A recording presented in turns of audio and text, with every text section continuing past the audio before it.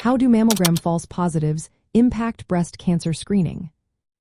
False positive mammogram results happen when a screening suggests there may be an abnormality that looks suspicious for breast cancer, but further tests show it is benign.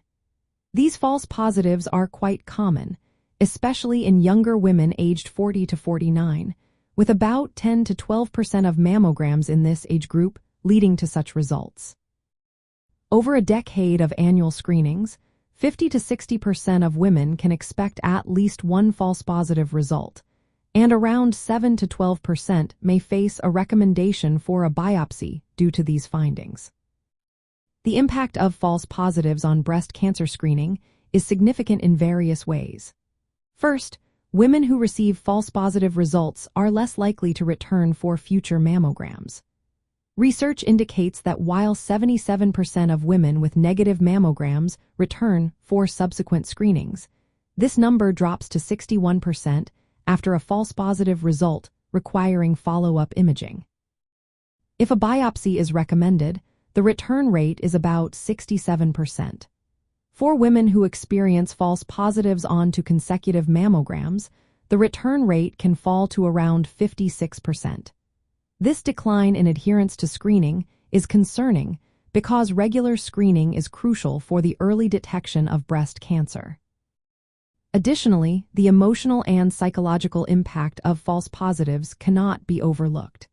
The anxiety, stress, and worry that come with a false positive result can discourage women from continuing with regular screenings.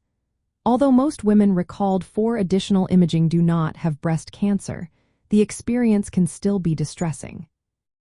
Health disparities also play a role.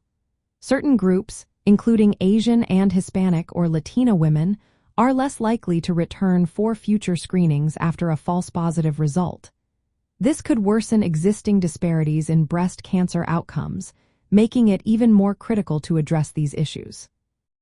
Interestingly, women who receive false positive results, particularly those diagnosed with benign breast disease, may have an increased risk of developing future breast cancer.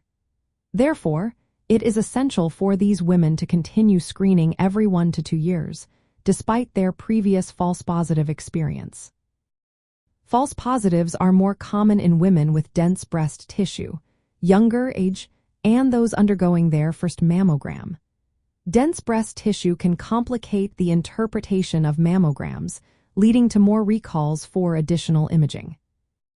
In summary, while mammography screening is vital for early breast cancer detection and can save lives, false positive results can negatively affect women's willingness to continue screening, cause emotional distress, and contribute to health disparities.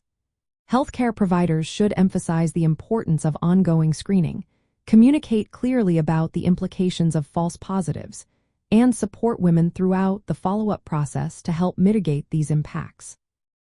This balanced approach ensures that the benefits of mammography are maintained while addressing the challenges posed by false positive results.